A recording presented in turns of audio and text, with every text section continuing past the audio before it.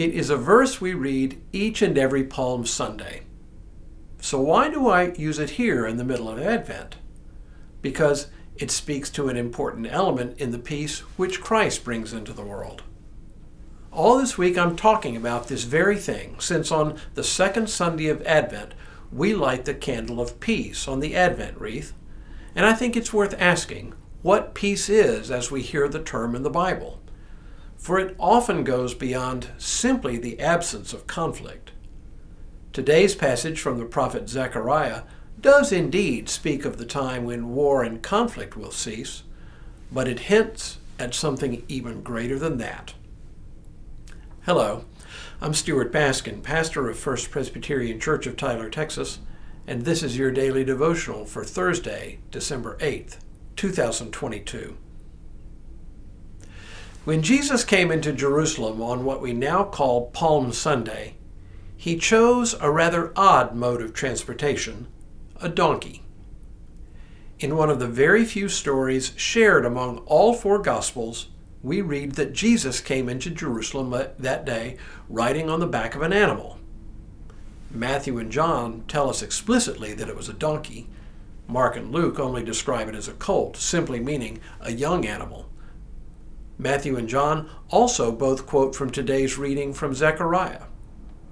In our Palm Sunday liturgy, we read this passage at the very beginning of the service as part of the call to worship.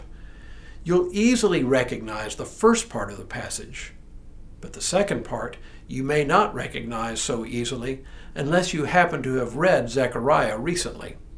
It begins, "Rejoice greatly, O daughter Zion. Shout aloud, O daughter Jerusalem.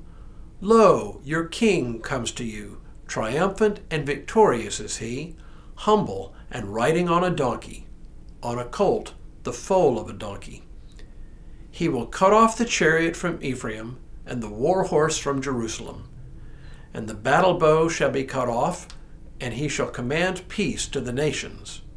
His dominion shall be from sea to sea, and from the river to the ends of the earth." The second half of this passage speaks of peace in an apparently conventional way, the cessation of hostilities, and specifically hostilities aimed at Jerusalem. The prophet's concern seems to be not so much a proclamation of judgment against Judah and Jerusalem the way other prophetic books do, but rather with the restoration of Jerusalem following a period of destruction.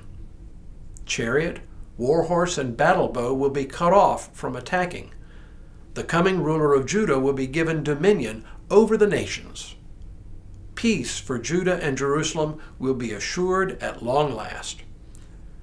On the face of it, this is indeed peace as the absence of war. But on deeper analysis, this peace is more than the cessation of war. It is the establishment of God's reign of justice and peace. In this context, it's important to notice the detail about the coming victorious king. He's not a military figure.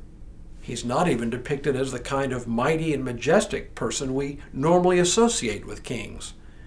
Instead, he's riding a common donkey, a pack animal for heaven's sake, not a war horse. He's not riding in a chariot the way kings do. This reminds us of two important things about the peace that Christ is bringing into the world. First, it is not peace achieved through military success and domination. It is peace that is established by God and by God alone. Banish any thought of peace through strength or peace as our profession military ideals. While these things may hold true in a sin-sick world and may even be necessary in this world, this is not the kind of peace the Messiah brings. It is the kind of peace which God alone can establish. Peace created through military means is always partial and temporary, and is always enforced by the threat of violence. Not so in God's time. When God establishes peace, implements of war will be destroyed, or better yet, transformed into instruments of harvest. As both Isaiah and Micah put it, they shall beat their swords into plowshares and their spears into pruning hooks. Nation shall not lift up sword against nation, neither shall they learn war any more. But this is God's doing, not ours. This image of the king riding in on a donkey reminds us that the kingdom and the peace which the Messiah ushers in turns the world on its head. The proud will be brought down, and the humble lifted up.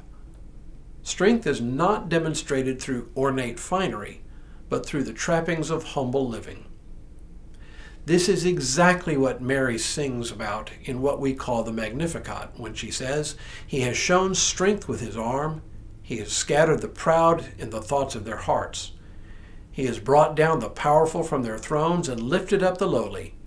He has filled the hungry with good things and sent the rich away empty."